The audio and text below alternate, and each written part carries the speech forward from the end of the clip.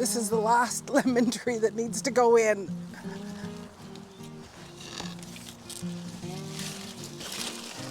And I've got no place to put it yet. What are you doing today, Maureen?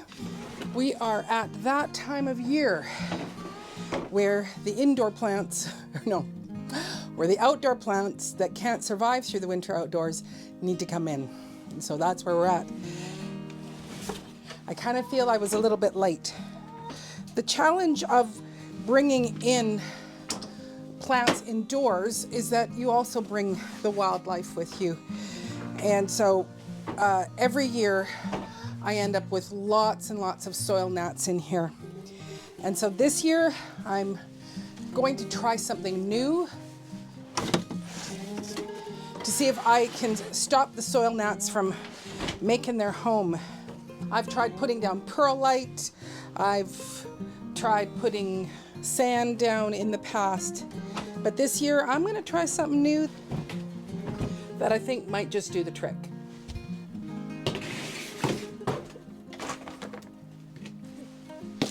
Oh yeah. I have to clip him.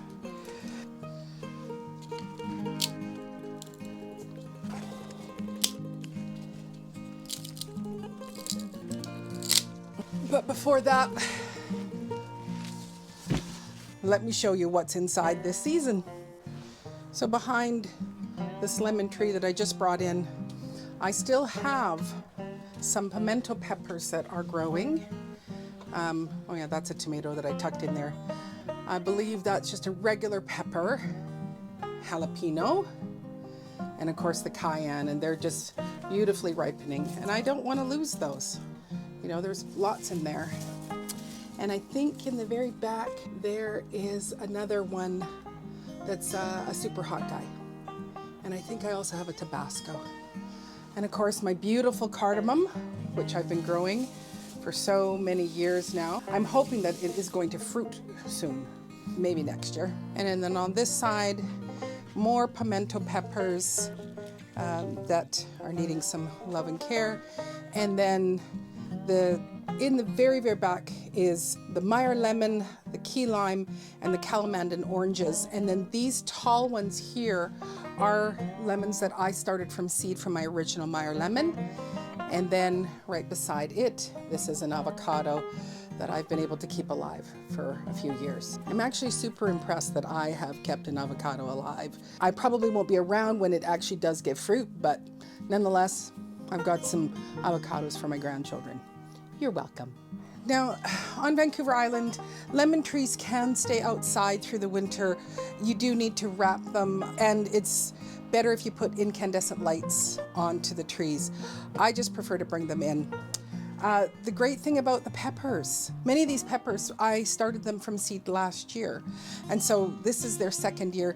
And they say that you don't get more than that, but I'm gonna keep going with it, which is one of the reasons why I actually put them into pots, because then I can just transport them in. If your pepper plants are in ground, you can actually dig them up and bring them into the house. You do have to do some pretty hefty pruning, but you know, they will survive through the winter. Sometimes they don't survive through the winter. Don't ask me how I know. And then they'll be ready for the next year. When I first started bringing my plants indoors, I just bought those oven liners. I think they were like $2.50 each. And I also bought the tin foil pans that you would, you know, do a lasagna or a chicken in. But what I found with the oven liners especially is that they're very thin. And so putting a heavy pot on, they would start to break and leak. So then I moved over to getting boot liners. These were the cat's meow. And you can see them here. And I've been using them year after year. The great thing is I can flood them and then not do watering from above. And so I'm not making the soil all moist. And that's worked out great. I've bought different sizes. These ones I bought from Home Depot. This one, I'm not sure where it was bought, but it was a larger one, so I can put the bigger pots on. These ones here when they go on sale, I had bought quite a few of them. I have quite a stack there. They work great for the seedling trays. I can stack quite a few of them on one of these trays, which is great. This year, I got these at Costco. I am really impressed with these ones. They do have a higher ridge on them, so there's quite a big space as opposed to what this one does. So then I can water it and then just let it kind of dissipate. So I bought 3 of these because they were on sale, and again, quite a bit sturdier than these ones. I also start collecting rainwater and bringing it in big pails so that I have water for in here. Whew. I'm really grateful for this studio because it has a window here in the front, so they are going to get sunshine, even though it's low on the horizon. And then there also is a skylight. The plants that are below the skylight, they're at least... So this will be the controversial segment of this video. What I would like to do is remove some of the soil if it's needed and top dress it with Miracle-Gro. This is an indoor potting mix, and it says designed to be less prone to gnats. And so there is some sort of chemical that's in there that the gnats don't like. And so if I top dress everything here and only water from the bottom, then that water is not getting through, and that will hopefully kill off the gnats from being able to live and survive throughout the winter here. Being that it's this product, it isn't something that is organic. One of the things about it is it does say for indoor container plants, contains no compost or bark, which are known to shelter fungus gnats. So I am hoping that this will make a difference here in the studio to not have those gnats living through the winter. The problem with the gnats is that they end up harming all my plants. The citruses don't seem to be affected, but all the pepper plants, any leaves, or anything like that, it does affect them. And then of course, once in the spring and I start my seedlings, I am battling all my seedlings from those soil gnats. So it's not necessarily something that I would want to do because I prefer to just use natural composted soil, but this is something I want to try to see, is it going to make a difference? And I feel like it will.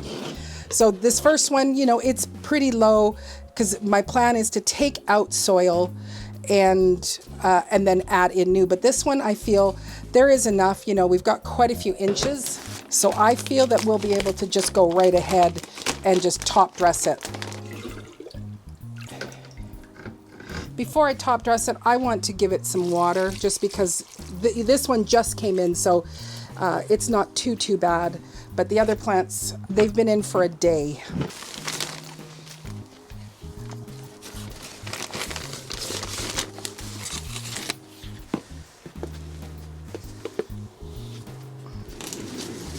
And so there we have it.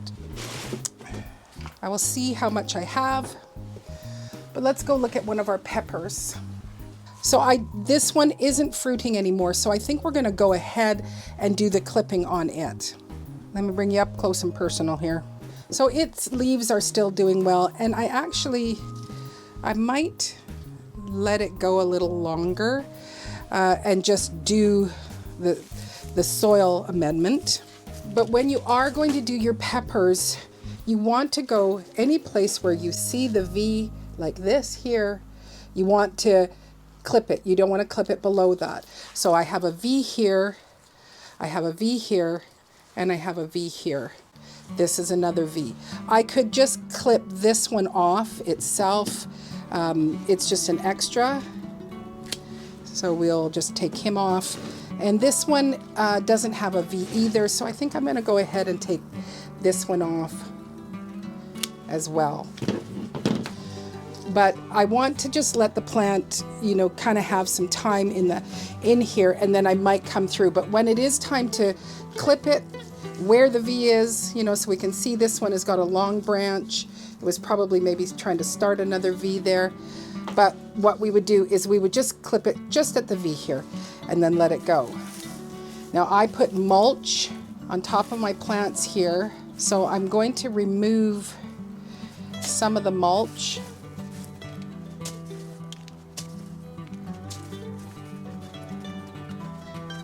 Because that will just kind of decompose with it. Give it its drink.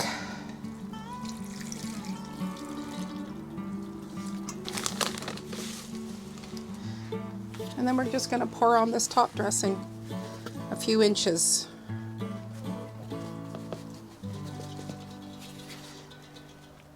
Now there's no guarantee that this is going to stop the soil gnats.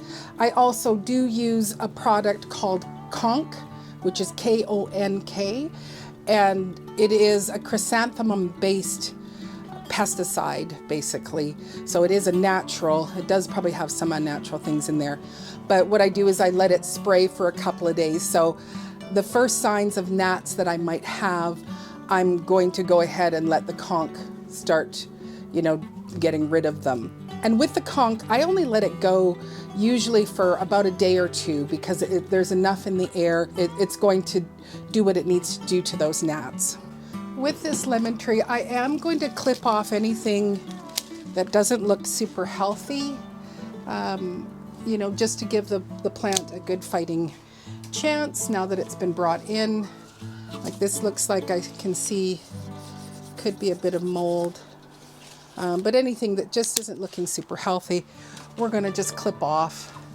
And whether it's a leaf, where there is weakness, that's where the plant will try to focus in. And I want it just to focus in on being here for the winter. I'm just so pleased with how great this lemon tree looks. You know, I did up pot them this past year, and I think that of course made a huge difference for a couple of them, because they grew so tall to the point where it was like I had to stake them. You know, one day if I have a greenhouse, then I would probably put them in the greenhouse. I don't know if these will actually fruit because they came from seed. I'm uncertain. This pimento here, he was really weighted down with fruit, and so he toppled over, and I didn't bother staking him while he was out there. But I thought, now that they're in, I might as well kind of give them some support. So again, I feel like it's still too early to take away all of their ability to grow, but just taking off, you know, some of these extras that are in here that are not healthy, some of the leaves, I can watch over the next couple of weeks and then come and do the same. This was my first year to grow pimentos, and we really like them. They're just so interesting looking, and it's a sweet pepper. It is it's the type of pepper that they use in green olives. So I just thought this is a neat little pepper. We did put it into our salsa. So we're just going to let that work like that.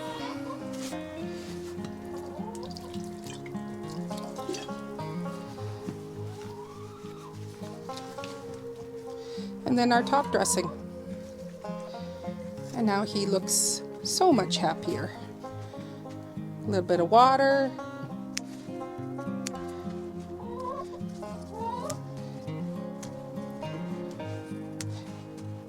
I also don't want to let any of the leaves kind of touch on the soil here. So we're going to make sure that all these little bottom leaves are all taken off. I've got all the plants top dressed except for the cayenne. And this cayenne, the pot is just way too small for it, you know, when you look at the size of it is. So I am going to gently pot it up, hopefully, because there is just so many peppers on it, and I really don't want to lose them all. So I thought if I just do a kind of a gentle pot up, will probably solve its issue, and then it's ready for next year. So I do have some of this Pro Mix. I am going to throw that in the bottom. This is pretty dry right now. Okay, that's just taken forever. Well, it's not like I need that much. I might just use this scooper scoop. And then I am just gonna it will be better if I put this into something because this soil is all so loose. It's just, you're gonna pour, the water will pour right through it. So I do have some worm casting soil. Look at this beautiful rich soil. So I'm gonna throw some of that in there just to kind of bring up the nutrition in that. A couple of handfuls of that. I'm hoping it's around the same size. You know, it's, yeah, see, so it is a just slightly wider, but definitely taller. Hopefully pull this plant out with its whole being. Yes, I did. Look at that. And in you go. Beautiful. That was pretty painless. And then I am going to take off some of these on the top. Oh yeah, I was supposed to put water in the dry stuff. That was the whole point of this, but it still will leak through. And with this one, because it is fruiting, I am going to give it a little bit of plant food. But we'll just kind of let it drip down. And now while that's dripping, I am going to come through and start clipping off some of these dead branches in here. Just again, you know, oh, I wasn't looking at that, but it'll ripen inside. I have a whole little collection of ones. I tend to do that quite often. Okay, this doesn't even have anything on it at all, so we're gonna just snip that right off. We don't need you. Yeah, that one here. So this one I'm being a little bit more finicky with, just because I want the plant to still have health while it's winding down its time and still ripening with the fruit. Oh, it looks like I just did it again. Yeah, paying attention to one. There's two more. This guy here, he has nothing on it. Whether this experiment works or not, you know, I don't know. I'm willing to try, and each year I've, you know, tried something else just to keep the longevity of my pepper plants. And I do have some actually that I've had them, I think I've got one here that it's on its 4th year, I believe, of, you know, being in my yard and garden in the pot. And so I just figure if I can have established peppers. What do you think of that one? That one looks like it's time. So I'll take him off. He's all yellowing. Here's another one that has nothing on it. I don't know what the life cycle is going to be for this cayenne pepper, but I sure love the pepper flavor and taste that it gives. Yeah, you guys are all good. So I think that's about it. I still am going to take off just this kind of top layer. It also allows me to, you know, pull any excess weeds that might be in the soil. And then we'll just top dress it. Oh, we should give it some more water. I don't see a lot of leakage through, so I think got caught in the soil. The soil still had enough moisture in it, so it didn't just all seep down. Now we'll just top it up.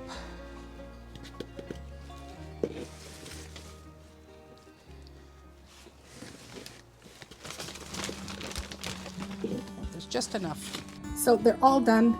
And I'll just kind of show you my setup that I've got going on here. This is a Caribbean red hot pepper, and of course in the cayenne that you've seen me just work on. And now I wanted these up close so that I can see them and I can pick. I know I have over in there, and I might move them tomorrow, but I've got 2 pimentos over there. But I just thought, ones that are fruiting, let's have them up here. Cleared the space. I left this lemon tree here just because it is so big and the pot is so big. Now, one thing to note, when you are going to buy a boot rack, look for ones that do have these ridges, because that's going to lift it up, where this one doesn't have it. And so the good thing is that the drainage holes, they're here, so they're not on the bottom. So that's an important aspect to have when you're getting yourself set up. The only one that I didn't pot up again was the cardamom. I did do a little bit of cleaning on it, but again, it is quite a large pot that I'm dealing with here. Like that tray it's its max there. Again, got ridges nice and high. But I also don't find that the gnats go into this cardamom. Over here, I did rearrange it a little bit differently. Again, these are all just pimentos. I have clipped off most of their feathers, I was gonna call them, their leaves. But I wanted, you know, my citruses that are older to be up front. And also because with the one that's a lime, you know, there is some fruit on it. And so I wanted it to be, you know, more directly under the skylight. So what I had before, those trees were more forward, and you know, so they're blocking the light, and they're fine. They're gonna catch some light anyway. Everybody's top dressed. We're gonna do what we can to prevent those gnats from making this their winter home. I do have a video from quite a few years ago that I actually dug the peppers up and put them into pots, and I'm gonna leave a link for it right here so that you can watch that after you watch this video. Anyway, I hope you're having a great day wherever you are, and I look forward to seeing you on the next video. And with all the upcoming videos that are coming up, you do want to subscribe and click the notification bell so that you don't miss out on any more videos. So take care. God bless.